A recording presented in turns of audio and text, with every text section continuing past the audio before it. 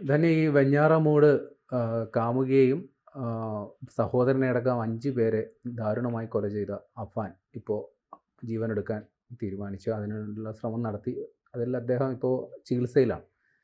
എന്താണ് അഫാൻ ഇങ്ങനൊരു തീരുമാനത്തിലേക്ക് എത്താനുള്ള കാരണം? എന്താ ഈ കുറ്റബോധം വല്ലാണ്ട് വേട്ടയാടി തുടങ്ങിയെന്ന് തോന്നുന്നു അല്ലേ? കുറ്റബോധം ഈ ക്രിമിനലിനെ വേട്ടയാടുന്നൊന്നും ഞാൻ വിചാരിക്കില്ല. കുറ്റബോധം ലവലേശമില്ലാത്ത പശ്ചാത്താപമില്ലാത്ത ഒരു കൊടും ക്രിമിനലായിട്ടാണ് ഇയാളെ കാണുമ്പോഴൊക്കെ എനിക്ക് തോന്നിയിട്ടുള്ളത്. ഇനി അയാളുടെ മനസ്സിൽ എന്താണെന്ന് അറിയില്ല. പക്ഷേ ഇനി പുറത്തിറങ്ങിയാലും തന്നെ ആളുകൾ കാണുന്ന ഒരു സമീപനമുണ്ടല്ലോ. പഴയതുപോലെ ഉപ്പയോടും ഉമ്മയോടും ജീവിക്കാൻ കഴിയില്ല. ഒന്നുകിൽ നാട് വിട്ട് എവിടെ പോയാലും ഈ സോഷ്യൽ മീഡിയ ഉള്ളതുകൊണ്ട് ഇയാൾ ലോകത്ത് എവിടെ പോയാലും ഇയാൾ അറിയപ്പെടും. ഈ 5 പേരെയൊക്കെ കൊന്നിട്ട് ഇനിയിപ്പോ പുറത്തിറങ്ങി നടക്കും എന്നുള്ളൊരു ചിന്ത വേണ്ട. അപ്പൊ ജീവിതകാലം മുഴുവൻ അതിന്റെ അകത്ത് തന്നെ കിടക്കേണ്ടി വരും. അപ്പൊ ഇന്നലെ അച്ഛന്റെ ഉമ്മയെ കൊന്നതിന്റെ പേരിൽ കേസിൽ കുറ്റപത്രം സമർപ്പിച്ചിട്ടുണ്ട് പോലീസ് എന്നുള്ളതാണ്. ഇതിനു മുൻപ് ഇയാൾ ആത്മഹത്യക്ക് പലതവണ ശ്രമിച്ചിട്ടുണ്ട്. ഈ ആത്മഹത്യ ടെൻഡൻസി ഇയാൾക്കുണ്ട് എന്ന് മനസ്സിലാക്കിക്കൊണ്ട് തന്നെയാണ് അതീവ സുരക്ഷയിലാണ് പോലീസ് ഉദ്യോഗസ്ഥർ ജയിലിലാണെങ്കിലും ഇയാൾക്ക് കാവൽ ഏർപ്പെടുത്തിയിരുന്നത് എന്നുള്ളതാണ്. സംഭവം ഇങ്ങനെയാണ്. തിരുവനന്തപുരം പൂജപ്പുര സെൻട്രൽ ജയിലിൽ UT ബ്ലോക്കിലായിരുന്നു അഫാൻ കഴിഞ്ഞിരുന്നത്. രാവിലെ 11 മണി, അതായത് ഞായറാഴ്ച രാവിലെ 11 മണിയുടെ ശുചിമുറിയിൽ പോകണമെന്ന് അഫാൻ ജയിൽ അധികൃതരോട് ആവശ്യപ്പെട്ടിരുന്നു. ഇതേ തുടർന്ന് ജയിൽ വാർഡൻ അഫാനെ ശുചിമുറിയിൽ എത്തിച്ചു. ഇതിനിടെയാണ് അഫാൻ ഉണക്കാനിട്ടിരുന്ന മുണ്ടുപയോഗിച്ച് ജീവനെടുക്കാൻ ശ്രമിച്ചത്. വാതിൽ തുറക്കാൻ വൈകിയതിനെ തുടർന്ന് വാർഡൻ ശുചിമുറിയുടെ വാതിൽ ചവിട്ടിപ്പൊളിച്ചതിനെ തുടർന്നാണ് അഫാനെ തൂങ്ങി മരിക്കാൻ ശ്രമിച്ച നിലയിൽ കണ്ടെത്തിയത്. വാർഡൻ ഉടൻ തന്നെ ജയിൽ അധികൃതരെ വിവരം അറിയിക്കുകയായിരുന്നു. തുടർന്ന് 11:25 അഫാനെ തിരുവനന്തപുരം മെഡിക്കൽ കോളേജ് ആശുപത്രിയിൽ പ്രവേശിപ്പിക്കുകയായിരുന്നു. പിതൃമാതാവ് സൽമ ബീബിയെ കൊലപ്പെടുത്തിയ കേസിൽ അഫാനെതിരെ അന്വേഷണ സംഘം കഴിഞ്ഞ ദിവസം കുറ്റപത്രം സമർപ്പിച്ചിരുന്നു. തനിക്ക് തെറ്റുപറ്റിയതാണെന്നും മാതാപിതാക്കളെ കാണണമെന്നും നേരത്തെ അഫാൻ ഉദ്യോഗസ്ഥരോട് ആഗ്രഹം പ്രകടിപ്പിച്ചിരുന്നു. ചോദ്യം ചെയ്യുന്ന സമയത്തുൾപ്പെടെ ആത്മഹത്യ ചെയ്യുമെന്ന് അഫാൻ വെളിപ്പെടുത്തിയതായി നേരത്തെ റിപ്പോർട്ടുകൾ ഉണ്ടായിരുന്നു. അതായത് നേരത്തെ മാതാപിതാക്കളെ കാണണമെന്ന് പറയുന്നപ്പോ ഈ മാതാവിനെ വധിക്കാൻ ശ്രമിച്ചതാണ്. മാതാവ് ആദ്യം പറഞ്ഞു, ഞാൻ തലയിടിച്ച് കട്ടിൽ നിന്ന് വീണതാണ്, എന്നെ ഉപദ്രവിച്ചതല്ല എന്നൊക്കെ പറഞ്ഞു. അത് മകൻ രക്ഷപ്പെടും എന്നുള്ള ഒരു ഉറപ്പിലാണ്. പിന്നീട് മനസ്സിലായി അവർക്ക് മകൻ ജീവിതകാലം മുഴുവൻ ജയിലിടിഞ്ഞാലും പുറത്തിറങ്ങാത്ത കൃത്യങ്ങളാണ് ചെയ്തിരിക്കുന്നത്. എന്താണ് ചെയ്യാൻ പോകുന്നതെന്ന് മാതാവിനും കൃത്യമായി അറിയാമായിരുന്നു. കാരണം കടം, ഇവർ തമ്മിലുള്ള ആർഭാടമായ ജീവിതം, പിതാവ് സൗദിയിൽ നിന്ന് അയച്ചു കൊടുക്കുന്ന പണമൊന്നും ഇവർക്ക് കൃത്യമായ ആവശ്യത്തിനല്ല വിനിയോഗിച്ചിരുന്നത്, ആർഭാടമായ ജീവിതത്തിന്. പിന്നെ രാത്രി കാലങ്ങളിൽ ഇയാളുടെ യാത്രകൾ ഇപ്പോഴും അസ്വാഭാവികമായി തന്നെയാണ് തുടരുന്നത്. ലോൺ ആപ്പുകളിൽ നിന്നൊക്കെ നിരവധി ലോൺ ആപ്പുകളിൽ നിന്ന് ഏകദേശം 25 ലക്ഷത്തോളം രൂപ ഇയാൾ എടുത്തിട്ടുണ്ടെന്നാണ് പറയുന്നത്. വയസ്സ് 23 ഉള്ളൂ. പ്രായത്തിനേക്കാളും 2 ലക്ഷം രൂപ കൂടുതൽ എടുത്തിട്ടുണ്ട്. 25 ലക്ഷം രൂപ ലോൺ എടുത്തിട്ടുണ്ട്. പിന്നെ ബാങ്കിൽ അടയ്ക്കാൻ കൊടുത്തിരുന്ന പണം അത് കൃത്യമായി അടച്ചില്ല. അതിന്റെ പേരിൽ വെഞ്ഞാറമൂട് ബാങ്കിൽ നിന്ന് നിരന്തരം ഇവർക്ക് ഫോൺ വഴിയും ഒക്കെ അവർ വലിയ രീതിയിൽ ബുദ്ധിമുട്ടിച്ചിട്ടുണ്ടായിരുന്നു. അവരുടെ ജോലി അവർ ചെയ്തു. അത് ബുദ്ധിമുട്ടിക്കൽ എന്നല്ല പറയേണ്ട, അവരുടെ ജോലി അവർ ചെയ്തു.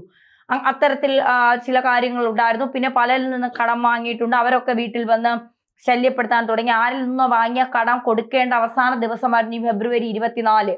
അന്നാണ് ഉമ്മ സിറ്റ് ഔട്ടിലിരുന്നപ്പോൾ ഷോള് കൊണ്ട് കഴുത്ത് മുറുക്കുകയും നമുക്ക് എല്ലാവർക്കും മരിക്കാം, ആദ്യം ഉമ്മയും അനിയനും പിന്നാലെ ഞാൻ വരാം എന്നൊക്കെ പറഞ്ഞുകൊണ്ട് ഇയാൾ ഇത് ചോദിച്ചത്. അതിനുശേഷം കാമുകിയോട് ചോദിക്കുന്നു, ഞാനില്ലാത്തൊരു ജീവിതത്തെക്കുറിച്ച് നിനക്ക് ചിന്തിക്കാൻ കഴിയുമോ, ഞാനില്ലെങ്കിൽ നീ എന്ത് ചെയ്യുമെന്ന്. ആ പാവം അപ്പോഴത്തെ സ്നേഹത്തിന് പുറത്ത് പറഞ്ഞു, നീ ഇല്ലെങ്കിൽ ഞാനും ഉണ്ടാകില്ല ഈ ലോകത്ത്, എനിക്ക് നീ ഇല്ലാതെ പറ്റില്ല എന്ന് പറഞ്ഞു. അത് മനസ്സിൽ വെച്ചുകൊണ്ട് അതിനെയും വിളിച്ചു വരുത്തി, ഒരു തെറ്റും ചെയ്യാത്ത ഫർസാന എന്ന് പറയുന്ന പെൺകുട്ടി, അതിനെയും വിളിച്ചു വരുത്തി വളരെ ക്രൂരമായി അതിനെയും വിവരിച്ചതിന് ശേഷമാണ് ഈ ഒരു കസേരയിൽ കൊണ്ടിരുത്തി ഈ എല്ലാവരെയും കൊന്ന കാര്യങ്ങളെല്ലാം പറഞ്ഞു. അപ്പോൾ അവൾ ചോദിച്ചു, നമ്മൾ എങ്ങനെയാണ് ഇനി ജീവിക്കുക, മുന്നോട്ട് ഇനി എങ്ങനെയാണ് നമ്മൾ ജീവിക്കുക എന്ന് ചോദിച്ചപ്പോഴാണ് ഈ ചെയ്ത തെറ്റുകൾ ഇയാൾക്ക് പെട്ടെന്ന് ബോധത്തിലേക്ക് ഇയാൾ വന്നതെന്നും പിന്നീട് അതിനെയും ആ പെൺകുട്ടിയെയും ഏറ്റവും ക്രൂരമായി ഉപദ്രവിച്ചത് ഈ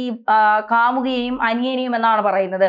ഈ ശരീരങ്ങൾ കണ്ട പലരും പറയുന്നത് വിവരിക്കുമ്പോൾ ഇത്രയും വലിയ ക്രിമിനലാണ്, ഒരു കൊടും ക്രിമിനലിന് പോലും ചെയ്യാൻ കഴിയാത്ത തരത്തിലുള്ള അതിക്രൂരമായ കൃത്യങ്ങളാണ് ഇയാൾ കാമുകിയുടെയും അനിയന്റെയും ശരീരത്തിൽ കാണിച്ചിരുന്നത് എന്നുള്ളതാണ്. ഈ അച്ഛൻ്റെ ബാപ്പയുടെ സഹോദരന്റെ ഭാര്യ, അവർ ഈ ബാപ്പയുടെ സഹോദരനെ തീർക്കാനായി ഇയാൾ ശ്രമിച്ചുകൊണ്ടിരിക്കുമ്പോൾ സൗണ്ട് കേട്ടുകൊണ്ട് പുറത്തു വന്നപ്പോൾ അവർ ഓടി രക്ഷപ്പെടാൻ ശ്രമിച്ചപ്പോഴാണ് പിറകിൽ നിന്ന് പോയി അവരെയും അതിക്രൂരമായി ഉപദ്രവിച്ച് തീർക്കുന്നത്. അപ്പോൾ ഒരു മാല കൊടുത്തില്ല എന്ന് പറഞ്ഞാണ് ബാപ്പയുടെ ഉമ്മയെ തീർക്കുന്നത്. ഇതൊക്കെ ഒന്ന് കണക്റ്റ് ആവുന്നില്ല എന്നുള്ളതാണ് മെയിൻ കാര്യം. ഇങ്ങനെ ഒരു ഒരു സാമ്പത്തിക ബാധ്യത വരുന്നു എന്നാ പിന്നെ ഇയാൾ അങ്ങ് ആത്മഹത്യ ചെയ്താൽ പോലെ, തീരാവുന്ന പ്രശ്നമല്ലേ ഉള്ളൂ. ആത്മഹത്യ ചെയ്യാൻ തീരുമാനിച്ചു, അങ്ങനെയാണെങ്കിൽ പിന്നെ വിരോധമുള്ളവരെ കൂടി കൊന്നിട്ട് ആത്മഹത്യ ചെയ്യാം. അല്ല, ഇയാൾ എലിവിഷം കഴിച്ചു എന്ന് പറയുന്നുണ്ട്. പക്ഷെ അത് സാധാരണ എലിവിഷം മരിക്കത്തക്ക രീതിയിൽ കഴിച്ചാൽ ആന്തരിക അവയവങ്ങളെയൊക്കെ അത് ഒരുപാട് രീതിയിൽ ബാധിക്കുമെന്നാണ് പറയുന്നത്. ഇയാളുടെ ഒരു ആന്തരിക അവയവങ്ങളിൽ തൊട്ടിട്ട് പോലും ഇല്ല എലിവിഷം എന്നാണ് പറയുന്നത്. അപ്പൊ ഇയാൾ ആ സമയത്ത് മരിക്കാൻ തീരുമാനിച്ചിരുന്നില്ല. പിന്നീട് പോലീസ് സ്റ്റേഷനിലായിരുന്ന സമയത്താണ് ഒരിക്കൽ മരിക്കാൻ തീരുമാനിച്ചു. പിന്നീട് ചിക്കനും പൊറോട്ടയും വേണം, യൂറോപ്യൻ ക്ലോസറ്റ് വേണം എന്നൊക്കെ പറഞ്ഞുകൊണ്ട് ഇയാൾ ബഹളം ഉണ്ടാക്കി എന്നൊക്കെ പറഞ്ഞ് വലിയ രീതിയിലുള്ള വാർത്തയൊക്കെ വന്നു. ഇപ്പോൾ ജയിലിൽ ഒറ്റയ്ക്ക് ഒരു സെല്ലിൽ കഴിയുമ്പോൾ ചിന്തകൾ പല രീതിയിലായിരിക്കും. പിന്നെ മൊബൈലില്ല, പിന്നെ അച്ഛനും ബാപ്പയും ഉമ്മയും ഇല്ല, പിന്നെ മൊത്തം കൊടും ക്രിമിനലുകളാണ് ചുറ്റും.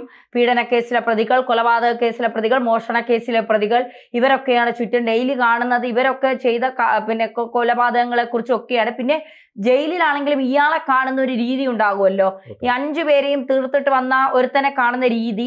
പിന്നെ അതിൻ്റെ അകത്തും ഈ ടീമുകളൊക്കെ ഉണ്ടാകും, ഗ്രൂപ്പും ടീമുകളും ഒക്കെ അതിൻ്റെ അകത്തും ഉണ്ടാകും. അപ്പോൾ ഇവനോട് പെരുമാറുന്ന രീതി, പിന്നെ ജയിലൊക്കെ എത്ര എന്നൊക്കെ പറഞ്ഞാൽ നമ്മളെ വീട് പോലെ വൃത്തിയും ശുചിത്വവും ഇതൊന്നും കാണില്ല. കഴിക്കുന്ന പാത്രങ്ങൾ ഉൾപ്പെടെ അവർക്ക് അവരുടേതായ കുറെ ചിട്ടകളും കാര്യങ്ങളൊക്കെ ഉണ്ടല്ലോ. ഈ ഏകാന്തത എന്ന് പറയുന്നത് വലിയൊരു ടോർച്ചറാണ്. അതെ, വലിയ മനുഷ്യന് കൊടുക്കാൻ പറ്റുന്ന ഏറ്റവും വലിയ ശിക്ഷ ഏകാന്തത എന്നാണ് പറയുന്നത്. രാത്രി ഉറങ്ങുമ്പോൾ പോലും ഏകാന്തമായി ഒരു പിന്നെ ലൈറ്റ് ഒന്നും ഇല്ലാത്ത റൂമിൽ കിടക്കുമ്പോൾ നമുക്ക് നമ്മുടെ ഉള്ളിലേക്ക് വരുന്ന ചിന്തകൾ, നമ്മൾ ചെയ്തു പോയ തെറ്റുകൾ, നമുക്കത് ചെയ്യണ്ടായിരുന്നു എന്ന് തോന്നുന്നതിൽ നിന്നാണ് നമ്മൾ മരണത്തെക്കുറിച്ച് ചിന്തിച്ചു തുടങ്ങുന്നത്.